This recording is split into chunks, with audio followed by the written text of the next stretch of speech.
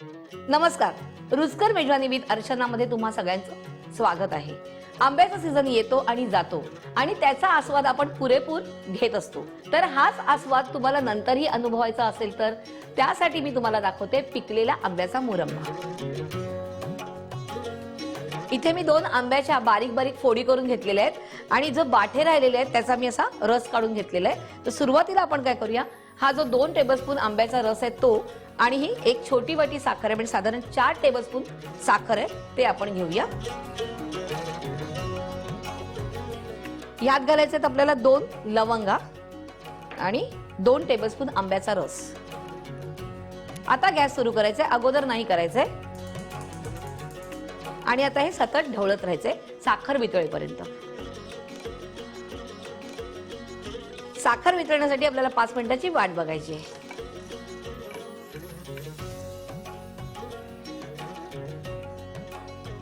साखर वितळलेली आहे। आता आपण यात आंबा घालूया, बारीक फोडी करून घेतले तो, आणि आता पुन्हा ढवळत राहायचंय। तो छान असा शिजेपर्यंत आपल्याला ढवळायचंय। एक उकळी येईपर्यंत आपण त्याला होऊन द्यायचंय।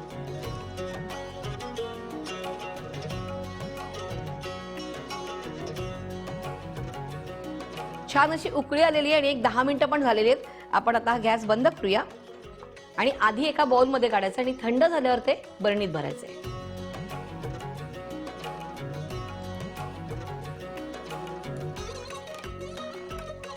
आपला पिकलेला आंब्याचा मुरंबा तयार आहे आणि हा थंड झाल्यावर आपल्याला एखाद्या बरणीत भरायचा आहे आणि ती बरणी फ्रीज मध्ये ठेवायची।